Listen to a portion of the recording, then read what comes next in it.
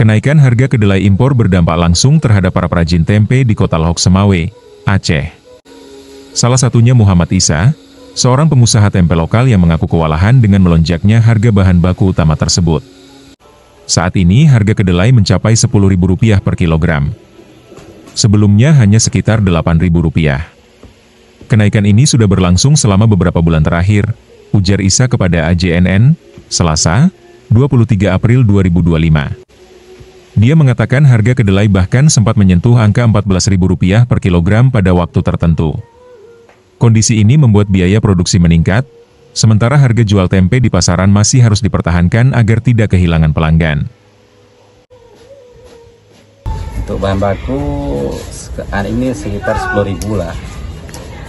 Berarti ini meningkat? Kadang-kadang nggak terlalu meningkat kali, karena itulah yang saya bilang tadi kan, zaman sekarang beras naik, semua naik kan. Kita kan sesuai lah istilahnya kan.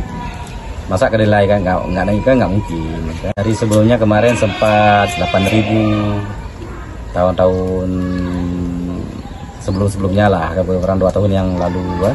Pernah sempat juga 14.000 gitu. Jadi sekarang kalau kita bilang 10.000 kan udah stabil. Tapi dulunya pernah juga menanjak sampai 13.000 per kilo kan. Dari sebelum-sebelumnya pernah juga gitu. Sekitar 2 tahun yang lalu pernah juga gitu ya. Tapi kalau kita bilang sekarang ini oke lah harganya, nggak terlalu melonjak kali ya. Sebenarnya kalau kita bilang berdampak ya berdampak. Yang kita harapkan bagi pengusaha kan harusnya kan kedelainya kan lebih murah. Yeah. Tapi kalau kita bilang zaman sekarang ini kayak itulah kita bilang semua sembako kan naik semua. Itulah kalau kita bilang oke saja. Itu pasti kita, karena kan harganya kan nggak bisa kita naikin. Otomatis kita kan kecilin ukurannya sedikit gitu kan. Sesuai dengan itulah.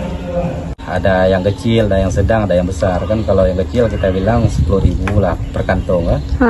Kalau yang sedang 15.000, yang besar itu 20.000.